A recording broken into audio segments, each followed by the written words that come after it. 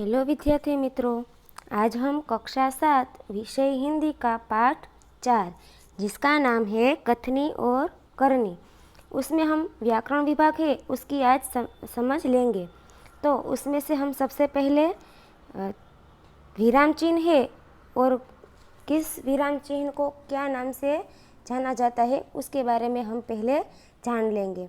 तो यहाँ हम देख सकते हैं कि अ विभाग है उसमें अलग अलग विराम चिन्ह हमें बताए गए हैं, और जो ब विभाग है वह है कि कौन सा विराम चिन्ह है उसका नाम दिया गया है, तो हमें उसे पहचानना है।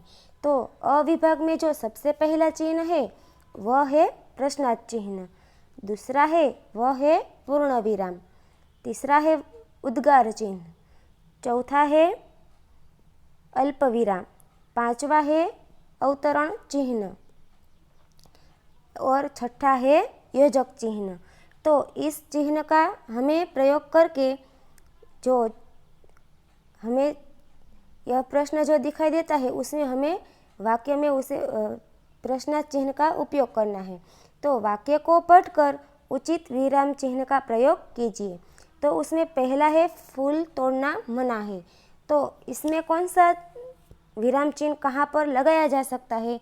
तो हम देख सकते हैं कि जो पहला जो वाक्य है उसमें अंत में पूर्ण विराम का चिन्ह आएगा।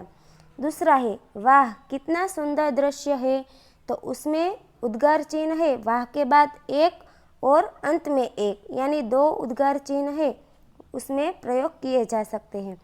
तीसरा वाक्य है बसों में लिखा होता है धूम्रपान वर्जित है, तो बसों में लिखा होता है उसके बाद अल्प विराम और सारे वाक्य के आसपास अवतरण चिन्ह। चौथा वाक्य है धारा रात दिन बढ़ती है, तो उसमें क्या होता है तो कि रात दिन के बीच में योजक और अंत में पूर्ण विराम।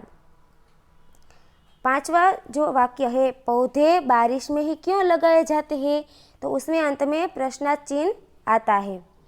उसके बाद का जो प्रश्न है वह है निम्नलिखित शब्दों से भाववाचक संज्ञा बनाइए, यानी कि जो हमें प्रश्न जो शब्द दिए गए हैं उसका भाववाचक संज्ञा क्या होती है वह हमें लिखनी है। तो सच्चा तो सच्चाई, ऊंचा तो ऊंचाई, बच्चा तो बचपन, लंबा तो लंबाई, अमीर तो अमीरी, बूढ़ा तो बुढ़ापा, रंग तो रंगीन। उसके बाद का प्रश्न है कहावतों का अर्थ लिखिए, तो हमें जो कहावतें दी गई है वह उसका अर्थ क्या होता है वह हमें लिखना है। तो पहली कहावत है आम के आम गुठलियों के भी दाम, उसका अर्थ क्या होता है कि दोहरा लाभ होना, यानी कि दुगना लाभ होना। दूसरी कहावत है सांच को आँच नहीं, यानी कि उसका अर्थ होता है सच्चे व्यक्ति को कोई भय नहीं रहता। तीसरी कहावत है जैसी करनी वैसी भरनी, उसका अर्थ होता है कर्म के अनुसार फल मिलता है। उसके बाद चौथी कहावत है काला अक्षर भैंस बराबर, तो उसका अर्थ होता है बिल्कुल अनपढ़ होना। पांचवी कहावत है सांप भी न मरे और लाठी भी न टूटे, उसका अर्थ है बिना नुकसान के काम हो जाना। छठी कहावत है कोई चारा न होना, यानी कि कोई रास्ता न होना। सातवीं कहावत है 9 2 11 होना, यानी कि भाग जाना। आठवीं कहावत है अब पछताए होत क्या जब चिड़िया चुग गई खेत, तो उसका अर्थ होता है नुकसान हो जाने के बाद पछतावा करने से कोई लाभ नहीं होता।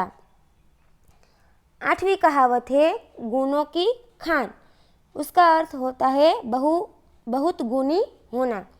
10वीं कहावत है पानी पानी होना, उसका अर्थ होता है बहुत ही लज्जित हो जाना। तो ये हमने कहावत देखी, उसके बाद आती है वाक्य में से भाववाचक संज्ञा है वह ढूंढकर हमें लिखनी है। तो पहला वाक्य है हमें अहिंसा के पथ पर चलना चाहिए, तो उसमें भाववाचक संज्ञा कौन सी है? तो के अहिंसा। दूसरा वाक्य है हमारे व्यवहार में विनम्रता होनी चाहिए, तो उसमें भाववाचक संज्ञा है विनम्रता। तीसरा वाक्य है महात्मा बुद्ध ने शांति, दया और प्रेम का संदेश दिया, तो उसमें भाववाचक संज्ञा क्या होगी? शांति, दया और प्रेम। चौथा वाक्य है क्षमा वीरों का आभूषण है, तो उसमें भाववाचक संज्ञा है क्षमा। पांचवा वाक्य है सभी जीव के प्रति प्रेम रखो, तो उसमें भाववाचक संज्ञा है प्रेम। तो भाववाचक संज्ञा के बाद हम देख सकते हैं कि निम्नलिखित वाक्यों में से समूहवाचक संज्ञा ढूंढिए। जो समूह का सूचक करता है वह शब्द हमें ढूंढकर लिखना है। तो सभी जीव के प्रति प्रेम रखो, तो उसमें समूहवाचक संज्ञा है सभी। दूसरा वाक्य है आज शहर में सरघस निकला, उसमें समूहवाचक संज्ञा है सरघस। बच्चों की टोली होली खेलने निकली है, तो उसमें समूहवाचक संज्ञा है टोली। चौथा वाक्य है रेलवे स्टेशन पर लोगों की भीड़ रहती है, तो समूहवाचक संज्ञा है भीड़।